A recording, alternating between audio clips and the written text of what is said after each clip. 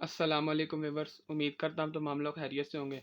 पिछली बार तो आप लोगों को याद होगा मैंने आप लोगों को ये हेडिंग बनाना सिखाई थी, ठीक हो गया। अब मैं आप लोगों को इस हेडिंग के साथ साथ मैं आप लोगों को बताऊंगा कि हम शॉर्ट आंसर्स के बाद कैसे पेपर शुरू करते हैं। मैं आइडियल के तौर पर मैं इंग्लिश के पेपर को ले सकते हैं आप, या इंग्लिश के पेपर को रहने आप। साइंसेस में 3 पेपर, तीनों का एक पैटर्न, हम उनसे स्टार्ट करते हैं। हम इंग्लिश के पेपर को एज आइडियल के तौर पर इस्तेमाल कर लेते हैं, ठीक है। अब मैं आप लोगों को बताऊंगा कि हमने जब क्वेश्चन नंबर 2 स्टार्ट करना है तो उसके पार्ट्स को कैसे लिखना है, उसकी नंबरिंग कैसे देनी है। नंबरिंग में आपको पहली चीज़ बताता हूँ, नंबरिंग आपने बिल्कुल सही देनी है। नंबरिंग में ये हरगिज़ नहीं करना कि आप लोग क्वेश्चन नंबर 2 का पार्ट नंबर 1 कर रहे हैं तो आप पार्ट नंबर 1 आप करना चाह रहे थे लेकिन आपको नहीं आता तो आपने पार्ट नंबर 2 किया, तो आपने पार्ट नंबर 2 को आंसर शीट पे पार्ट 1 लेवल कर दिया। ये गलत तरीका है। जो पार्ट नंबर आपके क्वेश्चन पेपर के ऊपर मेंशन है आपने वही पार्ट अपने आंसर शीट के ऊपर मेंशन करना है। और ये सबसे बड़ा प्लस पॉइंट है कि टीचर को बहुत आसानी होती है।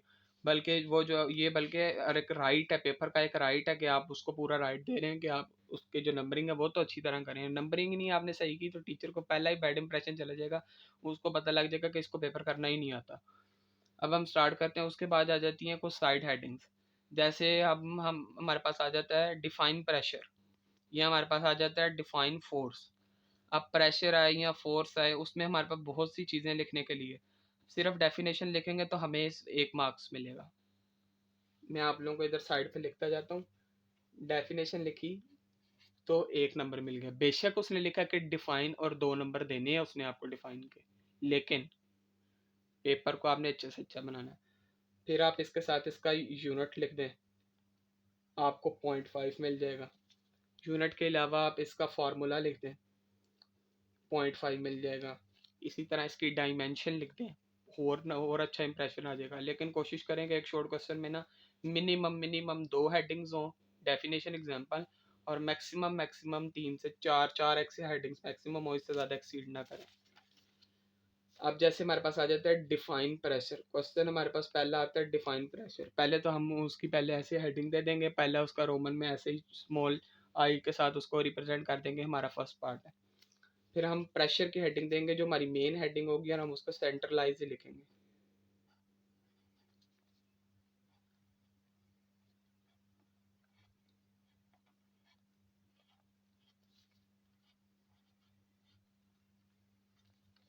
ये हमने प्रेशर की हेडिंग दी, जो हमें आया था डिफाइन प्रेशर, क्वेश्चन हमारा था डिफाइन प्रेशर, ये हमने वो प्रेशर की हेडिंग दे दी।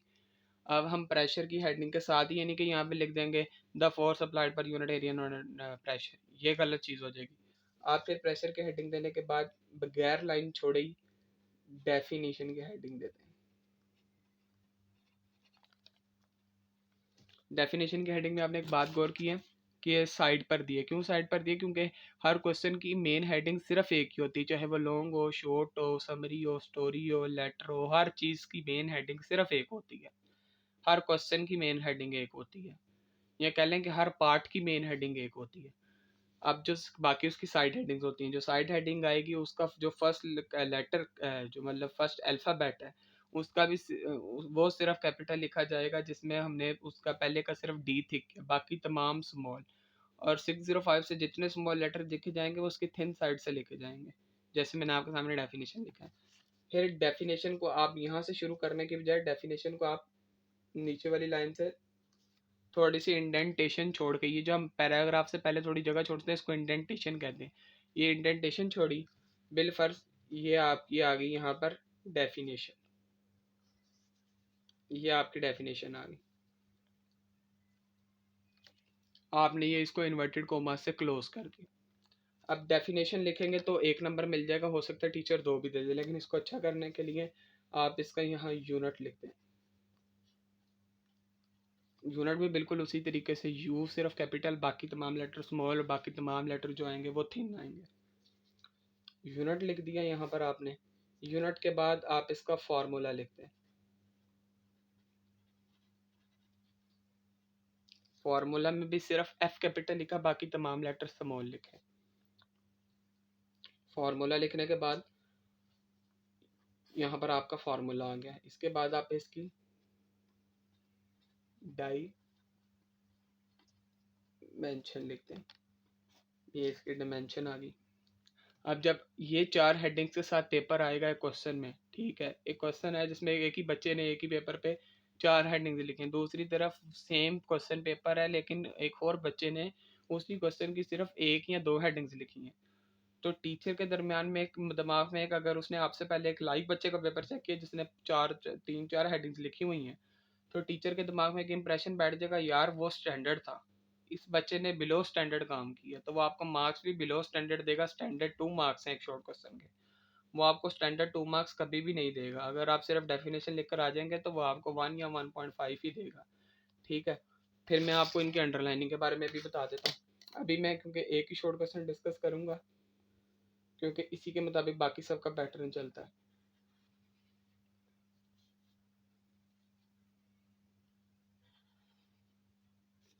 प्रेशर क्योंकि मेन हेडिंग है तो डबल अंडरलाइन होगी और सेंटर में आएगी।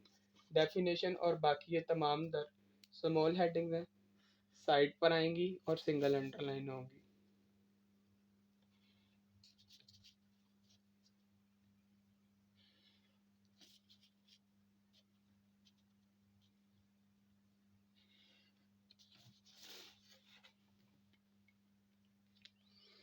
ये जी आपके सामने मैंने एक चीज़ बना दी है, डेफिनेशन यूनिट फार्मूला डायमेंशन।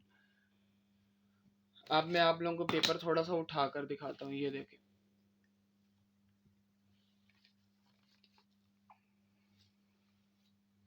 ये चेक करें, इस पेपर में और एक जो रेगुलर पेपर किया होता है उसमें कितना फ़र्क महसूस होगा, आप खुद अंदाज़ा लगाएं इस चीज़ का।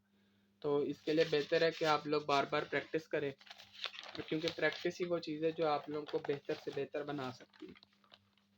तो उम्मीद करता हूँ आप लोगों को मेरी वीडियो पसंद आई होगी। अगर वीडियो पसंद आई है तो इसे अपने बाकी दोस्त अहबाब के साथ शेयर करें और इस पर ज़्यादा से ज़्यादा तवज्जो दें। सिर्फ एक बार नहीं, बार बार प्रैक्टिस करें। जैसे ये आपके सामने चीज़ है, बार बार इसकी प्रैक्टिस करें, क्योंकि प्रैक्टिस ही आपको परफेक्ट बनाएगी। प्रैक्टिस के बगैर आप कभी भी परफेक्ट नहीं बन सकते। ये आपके सामने इसकी पिक्चर आ गई। तो बहुत बहुत शुक्रिया इतनी लंबी वीडियो देखने इसके लिए। चैनल को सब्सक्राइब करें, लाइक करें। अल्लाह हाफिज़।